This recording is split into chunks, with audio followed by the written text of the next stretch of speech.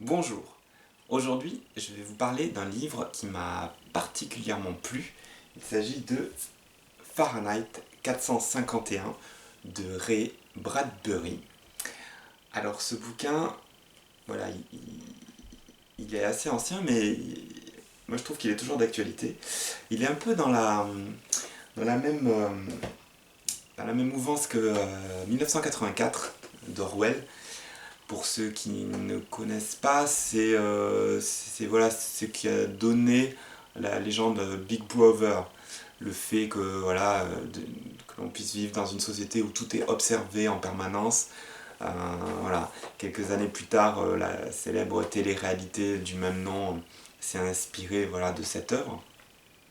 Et Fahrenheit 451, c'est un peu le même univers. C'est-à-dire qu'on vit dans une société futuriste où tout est en permanence lié aux médias, à l'interactivité. Voilà, c'est une société où la communication est omniprésente en fait et systématiquement audiovisuelle. Donc on n'a plus d'amis, en fait, on a des amis virtuels sur l'écran, etc. Et ce qui est marrant, c'est que la société d'aujourd'hui est en train de devenir un petit peu comme ça. Donc c'est assez rigolo, ou pas, ça dépend de comment on se place. Voilà. Et la perspective donc de Fahrenheit 451, voilà, c'est que dans cet univers futuriste, les livres ont été interdits parce que on part du principe qu'avec un livre, on peut avoir une pensée différente, se documenter, s'inspirer d'auteurs, de philosophes, et que ça aide à réfléchir. Et donc c'est dangereux parce que, en se questionnant, on peut remettre en cause l'ordre établi, et c'est dangereux pour le pouvoir en place, évidemment. Donc c'est un peu, même beaucoup, une société totalitaire, qui est représentée à la fois dans 1984 et dans Fahrenheit 451. Et là, le héros s'appelle Montag et c'est un pompier. Dans Fahrenheit 451, les pompiers ont un rôle particulier parce que c'est dans un monde futuriste où les incendies ne sont plus d'actualité. Voilà, tout est résistant au feu, donc il n'y a plus vraiment besoin de pompiers pour éteindre les feux.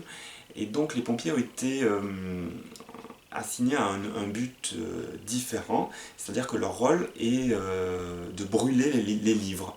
Donc tous ceux qui détiennent une bibliothèque clandestine sont accusés de trahison et voilà, de conspirationnisme.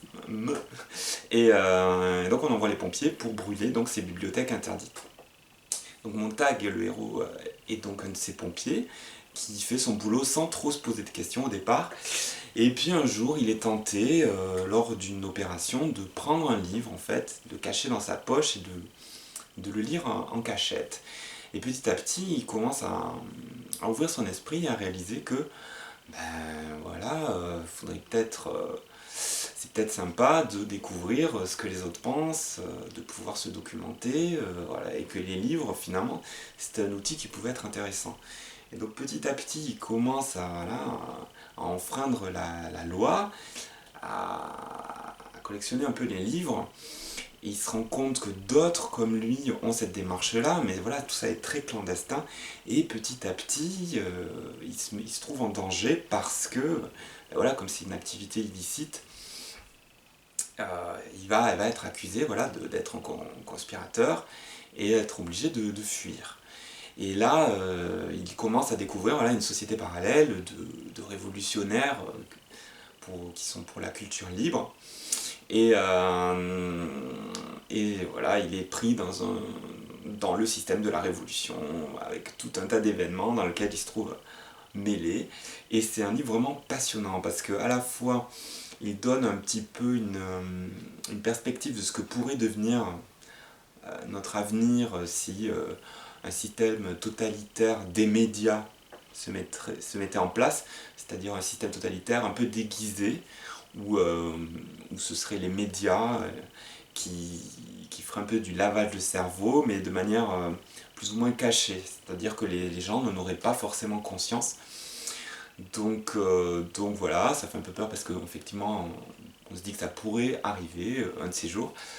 Et donc voilà, c'est des livres comme ça qui font réfléchir. Alors moi j'ai préféré Fahrenheit 451 à 1984, tout simplement parce que la vision d'Orwell est assez, même totalement pessimiste et j'adhère pas trop à cette idéologie-là. Par contre, voilà, dans Fahrenheit 451, ce qui est bien, c'est qu'il y a un peu plus d'optimisme. Bon, je vous révèle pas la fin, mais voilà, ça donne quand même des perspectives plus ou moins positives. Voilà, je pense avoir dit l'essentiel sur Fahrenheit 451. Donc je vous remontre la couverture.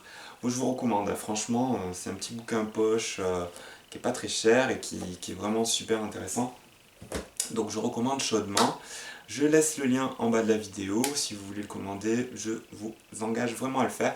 Et sinon, je vous donne rendez-vous pour la prochaine vidéo. A bientôt!